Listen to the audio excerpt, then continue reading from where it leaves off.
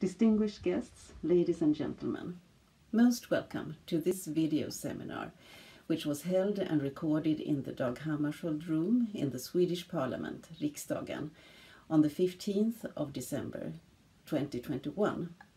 Unfortunately, the two first speeches were lost in the recording and have been re-recorded afterwards. The rest of the recording is the original one, only slightly edited to avoid unnecessary lapses of time between the different speakers. We are most honored that so many attended the event, live or online from different parts of the world, from Sweden as well as from Paris, London, New York, Rome and South Africa. Scholars, diplomats, writers, researchers, filmmakers and journalists, as well as members of the Hammarskjöld family and relatives of the Albertina crew, but also others of genuine interest in what happened. Several of our guests were once members of the Enabling Committee and of the Hammarskjöld Commission. Thanks to you, the United Nations reopened the case and appointed Judge Ottman as eminent person to conduct the investigation, which has been extended until 2022. 60 years ago, on the night between the 17th and the 18th of September 1961, the Secretary General of the United Nations, Dag Hammarskjöld, and 15 other persons were killed in a fatal air crash outside of Ndola in the British colony of North Rhodesia. 7 of those on board were Swedish. As some of you know, I have asked several questions in the Riksdag concerning Sweden's part in the investigations of 1961 to 62, as well as the one in 1992 to 93, and about the present United Nations investigation. After an interpellation debate with Foreign Minister Ann Linde in September 2020, she stressed that the government has no interest in investigating what motives guided the earlier governments when they decided to put the blame of the crash on the pilot, despite several eyewitnesses testifying to the presence of another aircraft in the sky and of light phenomena. Throughout 60 years, the families and descendants of the pilot and the crew have lived with the blame and the shame. The families of all the deceased continued asking what happened and why.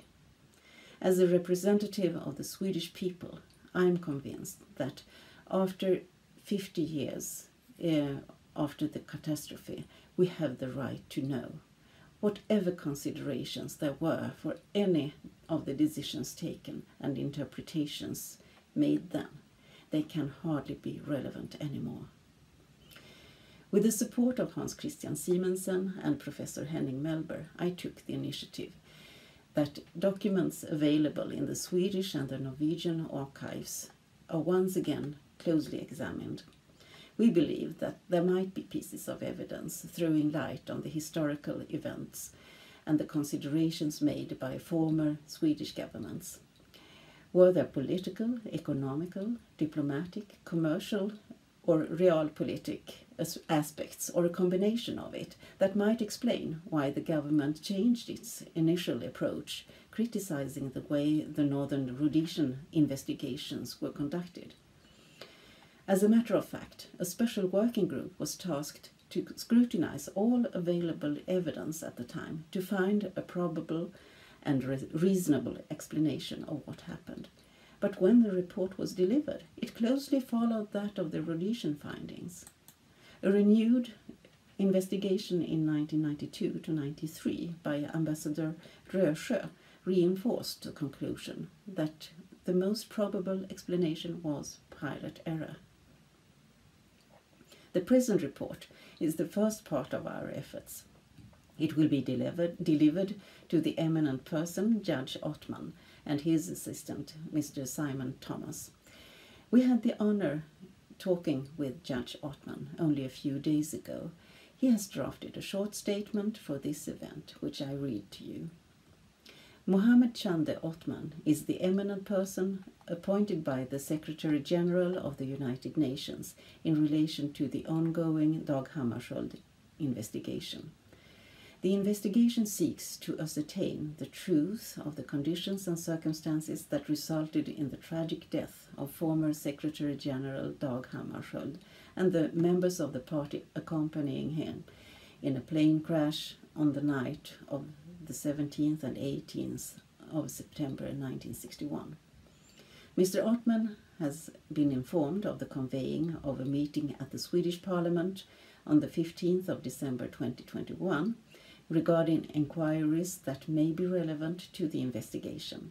Mr. Othman welcomes the ongoing efforts and contributions of civil society and private researchers around the world. Over recent years, much significant new information has been generated by their efforts and provided to the investigation. Such complementary initiatives taken in good faith by members of civil society have advanced our knowledge in the collective search for the truth and are important seeking full accountability regarding the tragic events. And with this, I give the floor to Professor Henning Melber. Thank you. Dear participants, it is an honor and privilege to offer you a short introduction to the background and context of this event, sharing some preliminary results of work in progress. The focus is, as Member of Parliament Gudrun Brunegård explained, to explore how Sweden, following the death of Dag Hammarskjöld and 15 others, engaged in the search for truth. A summary of the dynamics unfolding since then has been circulated in the invitation and does not have to be repeated. Many in attendance have also been directly or indirectly involved in the efforts unfolding during the last 10 years, culminating in the ongoing official investigations by the Honorable Judge Othman as the eminent person appointed by the United Nations General Assembly. We are grateful to all of you who played a role in making this possible, thereby giving meaning to the insight so truly phrased by the playwright William Faulkner that, I quote, "The past is not dead, it is not even past." We are also encouraged by and would like to thank Judge Othman for welcoming our initiative as one of civil society activities seeking to add more perspectives not yet fully explored. Gudrun Brunegård, Member of Parliament for the Christian Democrats, has established this initiative in her personal capacity. It is not a party political endeavor. These investigative efforts are not in competition with the precious work undertaken by Judge Othman. They are motivated by the observation that while the Swedish government of today has played a decisive role in bringing about the renewed investigations by the United Nations, a Swedish government in 1961-62 seemed far more reluctant to establish what really happened by rigorous investigations void of any bias. First indications casting doubts on impartiality will be presented. They suggest that the full disclosure of the knowledge and policy at the time is still remaining a task. Such responsibility to pursue matters further can already be traced in the report by the eminent person appointed by Sweden upon request of Judge Othman and based on a resolution by the United Nations General Assembly. His careful observations indicate that most likely not everything that happened and was documented then is fully accessible in archives and the public domain. This is a challenge the ongoing investigations are facing in several countries, which unfortunately leaves much room for speculations. This is even more unfortunate in the Swedish case, since for far too long and without sufficient merit, the impression was maintained that the plane crash was a result of personal failure. This deviated markedly from the initial findings of the UN Commission then, which were the reference point for reopening the investigations. The Swedish version thereby inflicted tremendous pain and harm on the families of the killed, in addition to mourning the loss of their loved ones. As stressed by Sweden's foreign minister now, government, by actively promoting further investigations by Judge Ottman, subscribes to the mounting evidence suggesting that the plane crashed due to external influence and thereby abandons the pilot error. This is seen as a revision of the earlier notion upheld. But an official rehabilitation has not yet happened. Sweden has also declined and thereby failed so far to revisit the policy of the time, which might have influenced the findings and could have ended in wrongdoing. Let us recall, this was the time at the height of the Cold War, and the investigations into the death of the United Nations Secretary General and his entourage touched directly on matters of geostrategic interests in the East-West conflict. Swedish policy at the time was guided by interests to be firmly anchored in the Western European alliance consolidated since World War II. Could this have influenced the position taken? The verdict is pending. But it would be a matter of credibility to seriously scrutinize all documents of the time in Swedish possession without any limitations to access. In the absence of an official willingness to embark on such activity, the Brunegård group was formed to do its best to reconstruct what unfolded in the context and constellation of the time. It is now for Professor Emeritus Jan Retsö and Hans Kristian Simensen to present some preliminary results of their investigations on the way to secure insights, allowing a reliable conclusion. Like any other society, Sweden should try its best to address unresolved matters in the country's history. The death of Dag Hammarskjöld and 15 others is one of these unsolved cases, and we should find out more. Thank you very much. And now I give the floor to Professor Jan Retsö, historian and linguist.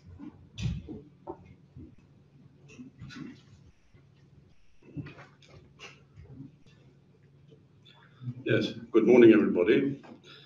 First, I want to thank Mrs. Brunegård for the invitation to join this meeting, and together with my friend and colleague from Gothenburg, Mr. Hans Kristian Simensen. The reason for me being here is because I'm a retired professor of Middle Eastern languages at the University of Gothenburg, and I have been working a lot also with history, linguistics and history, and it's the latter aspect of my activity that sort of legitimizes my presence in this assembly, and an interest in the person of Dag Hammarskjöld ever since his death in 1961, which I personally remember very well. Now, when the death of Dag Hammarskjöld in the air crash in September 61 became known in the morning on the 18th of September, he was honored and celebrated as a clever negotiator and a champion of peace by the whole world. He was correctly seen as the one who had made great efforts to implement the ideals enshrined in the UN Charter in a more concrete way than had been the case before. And his death was seen as a great loss for the entire world. However, this was not the whole truth. Dag Hammarskjöld had in fact become a controversial figure in world politics by his ambition to transform the UN from a discussion club into a tool by which not the least the minor states in the world would be able to steer world politics and not the least curb the activities of the great powers.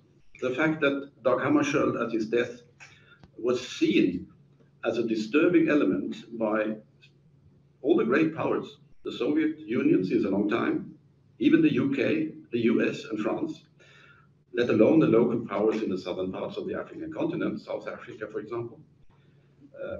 So Hammarskjöld's position in world politics was not so appreciated by the entire world community that might be believed from the praise heard from everybody when he was definitely gone.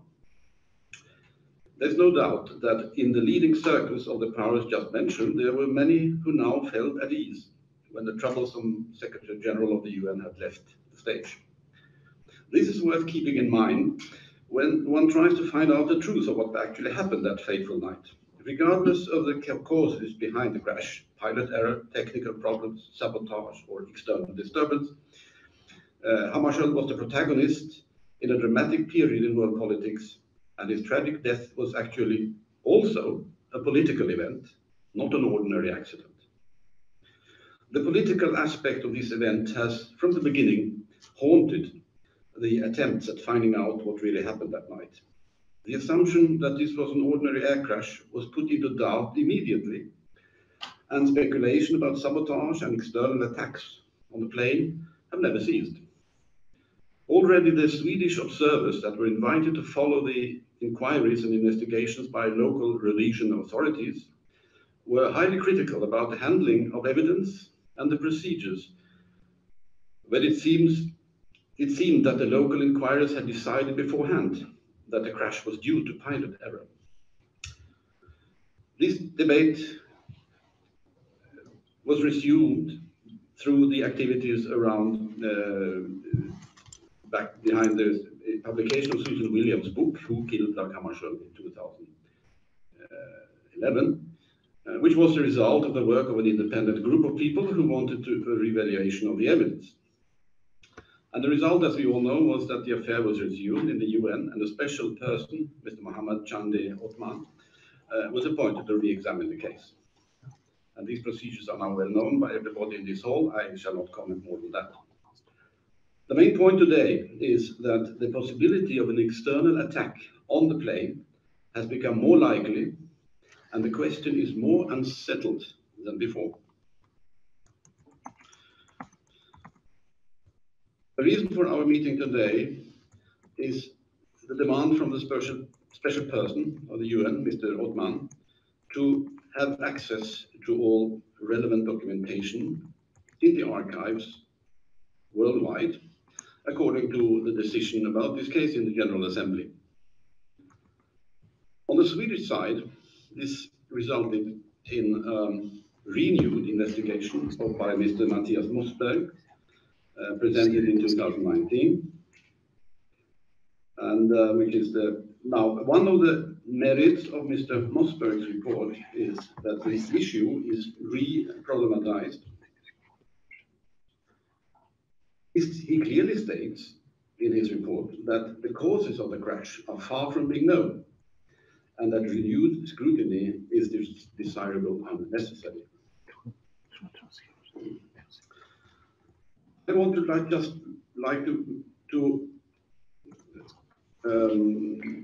take out 3 points in the conclusions made by Mr. Mossberg in his report, and which I think deserve to be underlined in this context.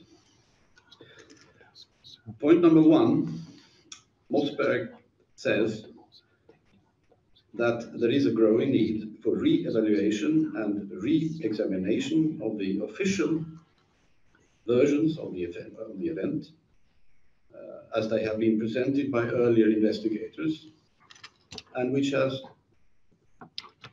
been maintained by important actors until today.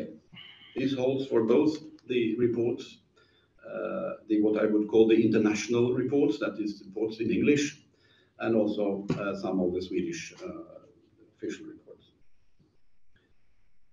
Point number 2, the documentation investigated by Mr. Mossberg indicates that the probability of external influence on Dag Hammarskjöld's plane that night has increased considerably, and now stands out as much more likely than the more comfortable but unprecise and unproven hypothesis of pilot error.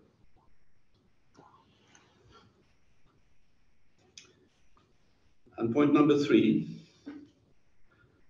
Mr. Mossberg has been able to make his conclusions through renewed scrutiny of some of the Swedish documents. This generates the question about the background of the Swedish standpoints through the years. This deserves further investigation, to quote Mr. Mossberg himself.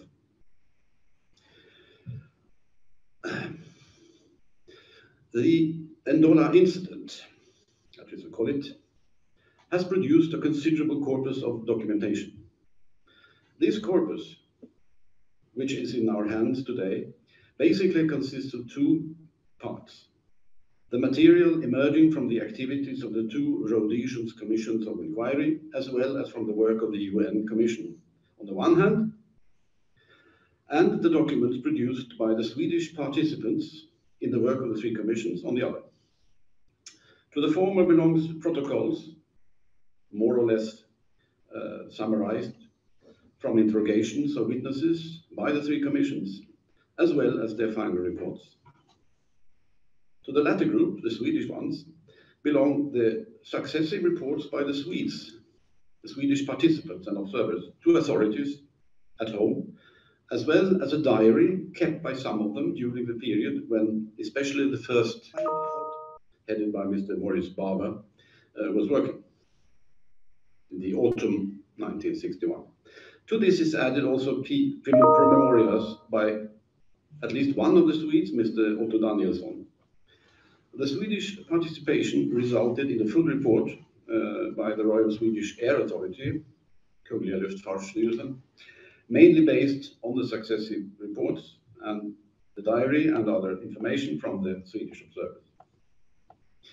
Mr. Ottman's assignment is evidently to reach a picture of the Ndola incident as exact as possible by renewed scrutinizing of known documents, and eventually hitherto ignored or unknown ones. It might then be remarked that the entire corpus of Swedish documents is, or at least the overwhelming part of it, is not available to Mr. Ottman, since they are in Swedish language. So international investigators are consequently excluded from direct access to an essential part of the documentation of the incident, and have had to, until now, to trust digests and reports from people who had this access. Now, this event, or the incident, between 17th and 18th of September 1961, is a paradigmatic example of a problem that should be dealt with by professional historians.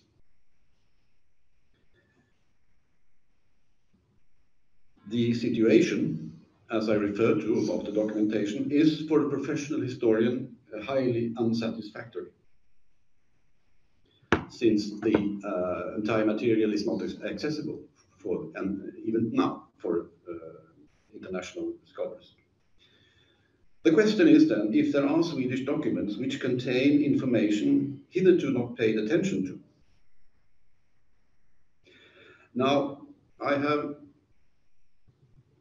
together with Kristian Simensen, my colleague who has a very thorough knowledge of the material, looked into several documents, and we would claim definitely that there are indeed discrepancies between the Swedish documents and the information presented by the international inquirers, which has not been taken into account. And I'm not going to go into the details here. I'll just let me take one short example.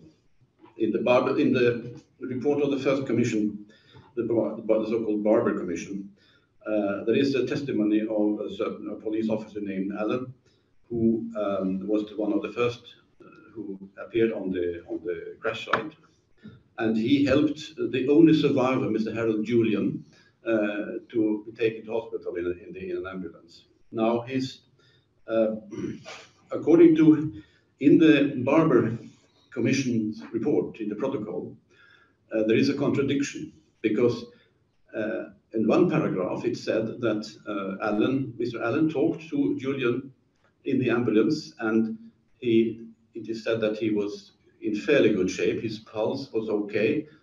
He was badly hurt, but he was okay. Now, in the end of the Barber Commission, it says that Julian, he talked to Julian in the hospital 3 or 4 days later, one day before Julian died, and then he was also in good shape. Now, this is it's somewhat contradictory. And if you look into the Swedish report on this interrogation, it's clearly stated that it goes back to Mr. Åke Landin, who was one of the Swedish observers, who clearly states that according to him, Allen had said that he talked to Julian in the hospital on the September 22nd, that is one day before Julian died, and he was fairly good shape. And he was astonished how it came to pass that he died the day after. So the Swedish document here settles a contradiction in the official report, which is just one example of details which, if you collect many of them, and there are several of them, can throw new light on how the reports, the international reports, were formulated.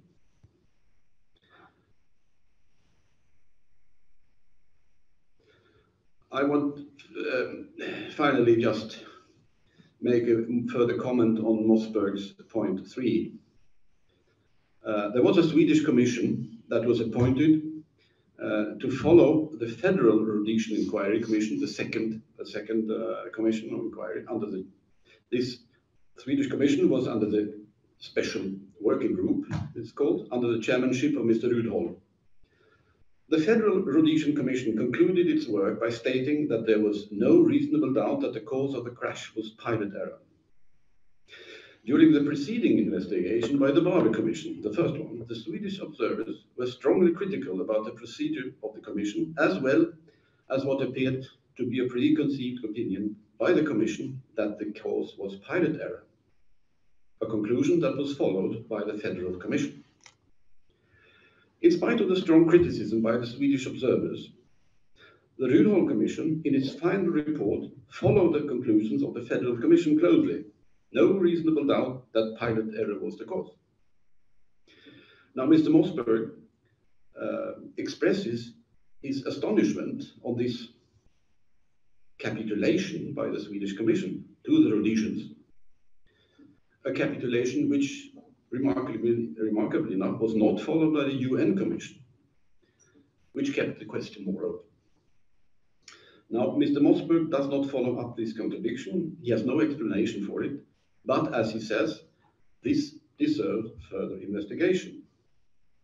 So, to conclude, this opens up another door into the affair, namely the eventual political aspects of how this report and how this documentation was handled by the different commissions involved.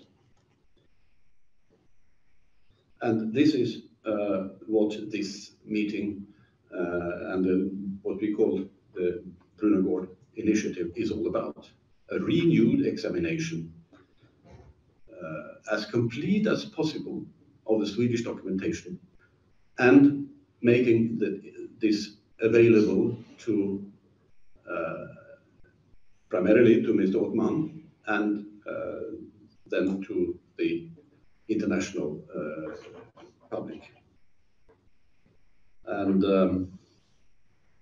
as I said, it is quite, for me, as an academic, a scholar and historian, it's somewhat surprising, I would say, in spite of some good critical work made by some of these people who have studied this question, that there is, until now, as far as I can see, no real professional historian, maybe except Mrs. Susan Williams, who have gone into the complete inquiry of the evidence in the Swedish archives. And I think that the time has now come to do so.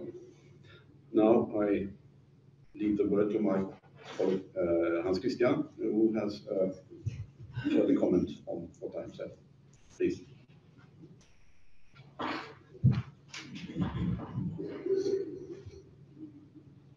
Thank you very much. Good morning, everybody. My name is Kristian Simensen, and I am a freelance archive investigator living in Gothenburg. KG Hammer, Henning, Melber, and I were members of the enabling committee for the Commission of Jurists inquiring into the death of UN Secretary General Dag Hammarskjöld 2012-2014. As Jan already said, my private archive is extensive, and my interest in archive investigations for bringing clarity are already well reported. To come back to what Jan said, I would like to stress that the purpose of the Brunegård initiative is to raise awareness in Sweden and internationally about the need for an independent investigation of the Swedish government's working group's role during the Hammarskjöld investigations 1961-1962. The Swedish government working group was formed November 16, 1961, with high-level representatives from ministries of justice and foreign affairs offices, the state police and board of civil aviation, including the justice of the Court of Appeal led by Lord High Chancellor Rudholm. The Swedish government's working group's mandate was to begin with examine and evaluate existing material about the air crash and other available material in the future, and to provide the government its conclusions regarding the crash circumstances and its possible cause, which it would reach. The Swedish government working group was presented by Prime Minister Dag Hammarskjöld in Riksdag November 21st, 1961, and its mandate was now, according to the Prime Minister, to sort out what is probable and reasonable. To bring clarity to the question how and why the Swedish government's working groups sorted out in the report May 2nd, 1962, that the least probable and reasonable cause of the accident was attack or interference by another airplane, shoot down, or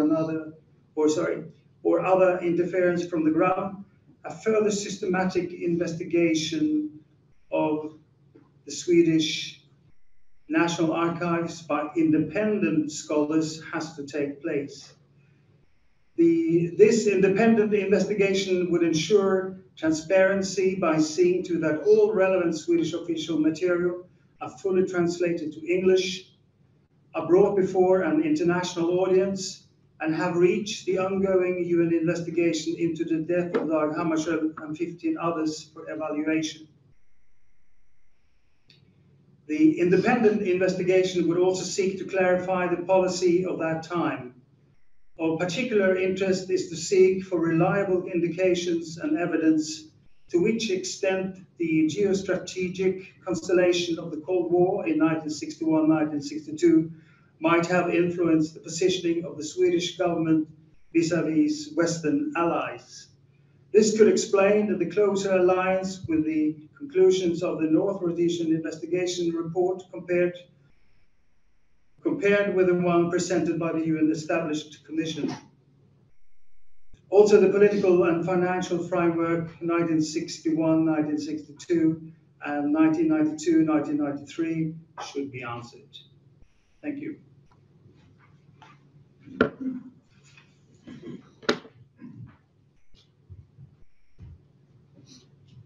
Thank you very much.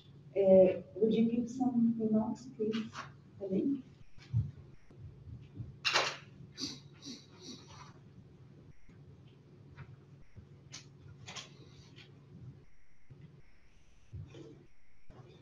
I'm sure the two speakers have provided sufficient food for thought and incentives for a lively exchange for the next couple of minutes, for which we have put aside the necessary time. Let me just recapitulate some of the substantive issues which come into the picture. As Jan Retsö stressed, Dag Hammarskjöld's popularity was not internationally shared. It was widely considered by the late 50s, early 1960s as the Secretary General of those countries who have no voice in the international community. Put in today's terminology, one could say Dag Hammarskjöld then was what we call today an anti-hegemonic international civil servant. He spoke truth to power in as much as he had internalized the fundamental values of Swedish civil service of the 19th and the early 20th century, to serve the general public interest. And for him, the Charter of the United Nations was a secular Bible, and many called him a secular pope. He insisted that those who subscribed to the Charter should be held to task when they violate the fundamental values and principles of the Charter, which he did, which had made him no friends in the East nor in the West when it came to the big powers then. So, many, while not openly celebrating the death of Hammarskjöld and the 15 others, with the exception of the settlers in the white minority regimes in Southern Africa, who popped champagne when the news broke, many others, most likely, were not really considering it as the loss they pretended in their official obituaries when they gave respect and recognition to the values Dag Hammarskjöld lived for and died. The presentations have summarized some of the contradictions and flaws when comparing the initial inquiries and the follow-up, in contrast to what the more recent investigations taking off 10 years ago with Susan Williams' book, and then anchored and entrenched in the official investigations, which were then mandated to Judge Ottman, have also provided. There are contradictions, there are flaws. Now the big question is, if we look, for example, at the Swedish government working group, were their striking deviations the result of sloppiness, or were they deliberate? This is the major challenge to establish. And we in the Brunegård group are convinced it is actually the obligation of a Swedish government today to clarify, whichever the result is. Maybe it was just sloppiness. But we need to find out the reasons that explain the deviations already existing then, and basically reinforced by another report in the 1990s, which again remained unchallenged and was considered the official version of what happened then.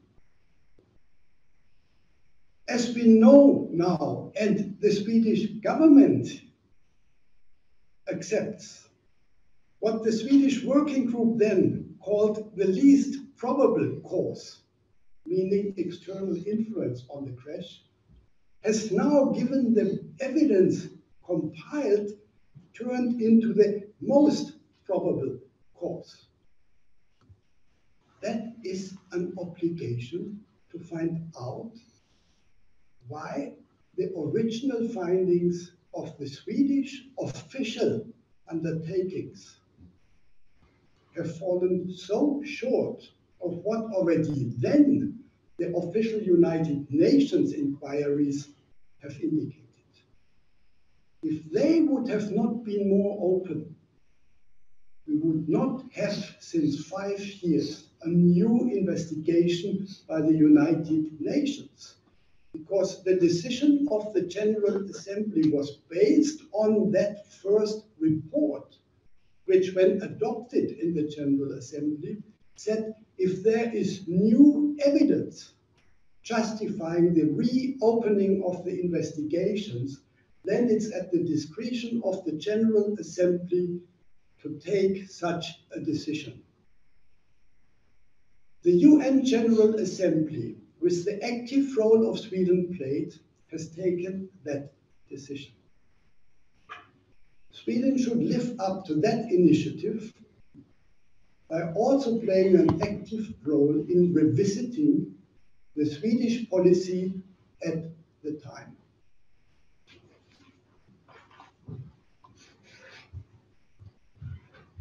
Thank you very much. And now there is time for questions. Hi, are you implying that the Carl Bildt government of the early 1990s had an interest in not exploiting the truth? I mean, we know that this was a time when the Soviet Union had just collapsed, and Carl Bildt was very pro-NATO and very pro-Western, as everyone knows. And so the Retsö investigation might have had a geopolitical aspect there. At this moment in time, we are not implying anything. We are urging that investigations are properly undertaken, which provide the necessary evidence to draw conclusions. That's the mandate or the intention of this group. Thank you for the floor. My name is Mathias Mossberg, and since my name was apostrophed a couple of times here, I thought I should just say a couple of words of clarification. First of all, I would like to congratulate you to this initiative and wish you all success in your endeavors to carry this issue forward. It's an issue that is important for all of us, as for all of the Swedish people, and should be for also all peoples in the world, really. And it's extremely important that we come to further clarity in this. No one would be happier than myself if you could carry these issues further. I would just like to while at the same time encourage you in your efforts, also give a word of caution that on the one hand, I came to the conclusion early in my work, and I devoted 2 years to go into just the Swedish archives, that one's hopes should, after all, be limited in order not to delude oneself here. And I would like to point out that I had made sure that I got access to all the available material as a condition, more or less, of taking the job. I asked that there was a special decision about access, and the Swedish government actually took a special decision, just referring to me, giving me access to all material concerning this, which was somewhat of a unique character. And I'd like to point this out, and that also that I did not have any reason to doubt that I was actually given access to all this material, and particularly since there was in the press some hints that I should have said things to the effect that I was not given access to all material. I strongly take issue with that, and I have talked to the journalist in question who immediately withdrew that. And agreed that he shouldn't have written that without checking with me. That's a small issue, but still I want to underline that I'm still of the opinion that I had no reason to believe that I was not given access to all material. But this is not to say that another approach, a broader approach, an approach by historians, by other avenues into the topic, cannot give further material. I think I was the one that discovered these discrepancies that you have elaborated upon here, and I made a big point of them. And when I saw that, I actually asked the government to give me a supplementary task, which I did also in the second part of my job, which is of my report. So it was two different reports, really. One to the United Nations, making sure that the UN was given all available material in the Swedish archives, and the second one to the Swedish government, looking in particular at how the Swedish government had handled this in the early stages, against the background of exactly these things that you point out.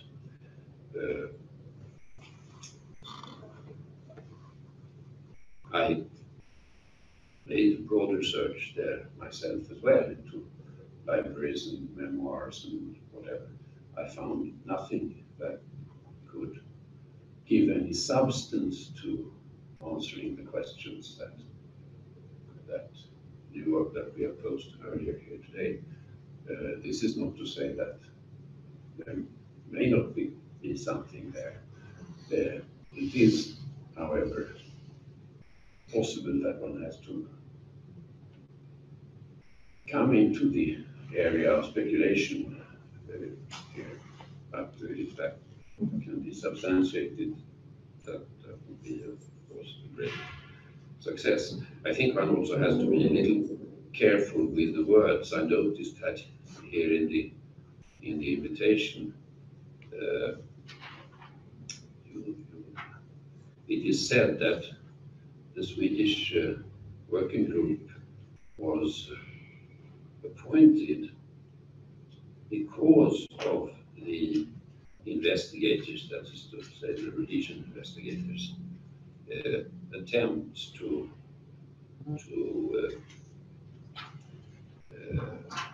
prevent the truth to come up. I think that's, in a first reading, to me, would be a little bit of an overstatement, and I'd be interested in, and this would be my question, what is the basis for that statement? I'm not quite sure that well, I didn't see anything that pointed to a connection between those early skepticism and this working group, but I may have missed something there. So, with these words, well, I would like just to conclude also by saying that in my second report there were two recommendations, and one was based on the observation that given that there is so much time that has elapsed now, there seems to be no reasonable reason to keep any material classified in this matter in the future. And the second one is that all efforts to continue to bring clarity. This should be supported, governmental and others, also from private individuals. So with this, I would just like to wish you Thank you very much. Tack till juryn lever. Thank you very much. Would you like to answer the question? Thank you very much. I think that is a question that should be maybe not answered today. I don't have an answer for that. I think that is a question which should be clarified in an independent research to come back to the background of the Swedish working group. That is very important, and then be as clear as possible about their mandate and how their mandate changed and how they actually worked from at least 25th of November 1961. There are changes between 16th of November when that group was formed. Later on 21st, that mandate is a little changed, and just to see how this group worked in practicality, that is very important. So you might be right about that, but I think that is something that has to come back when a further and a better, deeper investigation about the role of the working group is better known to us.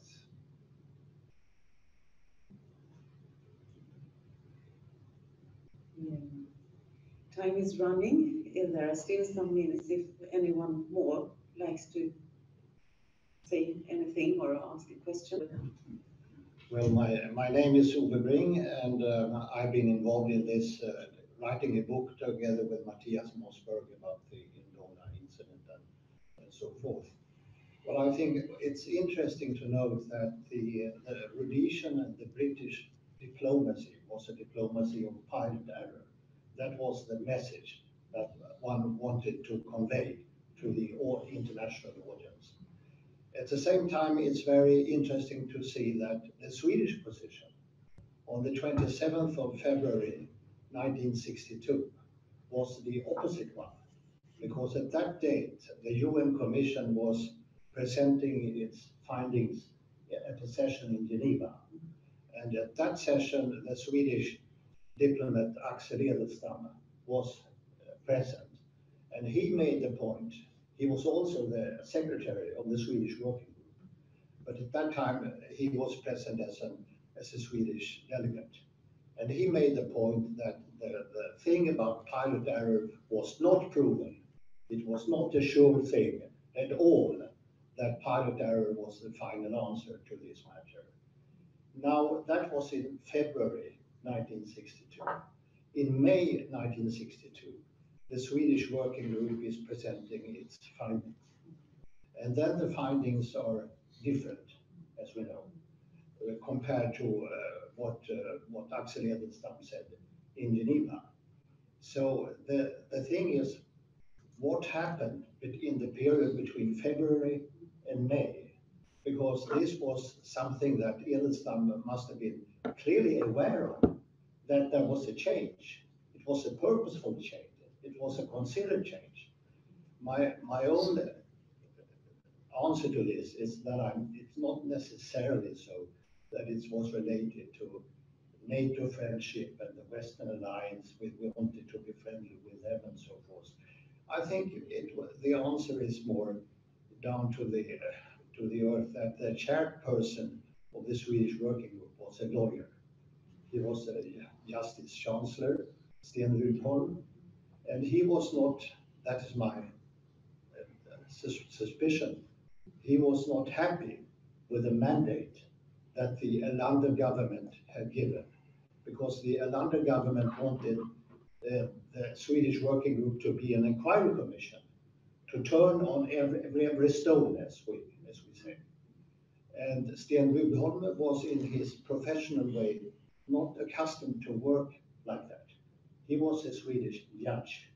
He was listening to the different witnesses. He was asking a few questions, but only to the witnesses, not an independent inquiry, not a far-reaching inquiry. That was not the way that Swedish lawyers and judges worked. So he was not so happy with the pressing mandate. And I think he sort of changed the model of presenting the results of the Swedish working group so that it was more in line with his usual working methods. So I don't think this is necessarily related to world politics. It might be related to Swedish bureaucracy and legal habits. Thank you. That's a very interesting remark, and that also points out the importance of watching and viewing this thing from different aspects, and to remember what the time it happened in. People didn't think and react like they do today. Maybe things have passed throughout 60 years, and on the other hand, we must also take in mind what that decision, the judicial decision, resulted in, the blame and the shame of the crew and the pilot, that they are still living with, and still no official apology to the families, in spite of the foreign minister telling that now we have a different view, and that is why we have supported the UN new investigation. Would you like to give some concluding remarks, please, Henning, before we end up everything? So please wrap it up. First of all, thank you, Gudrun, for taking this initiative, as you stressed in your introduction, as a representative in the Riksdag who has a mandate from an electorate, the Swedish people. And I think it points to one of the motivating factors of that initiative. The Swedish people, if maybe not for whichever reasons any government of the day, should have a right to know as much as possible about the history in Sweden.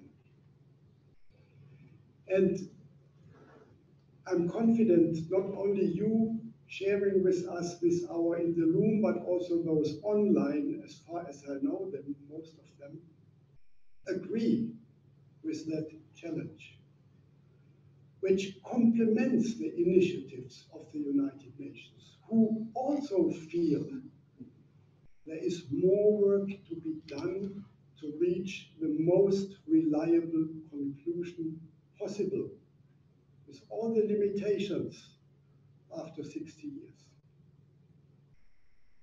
And I think that's the takeaway, and I'm very grateful for both of your contributions, Mathias Mossberg and Ove Bring, because you basically reinforce the point that it's not a closed chapter. Whatever the answer might be, we need to invest more efforts, energy, and time to make sure that there is nothing we have not considered or discovered. And I think that in itself is sufficient justification, not only for a member of parliament to take an initiative, but for any citizen in a society to support the search for truth. So thank you again, Gudrun. Thank you all of you in the hall. Thank you all of you online. And let's hope we are able in some time to come to not only share with you an appetizer, but present some more insights which might offer conclusions in whichever way. We don't know. What we know is we want to find out more. And thank you all for the support in sharing that.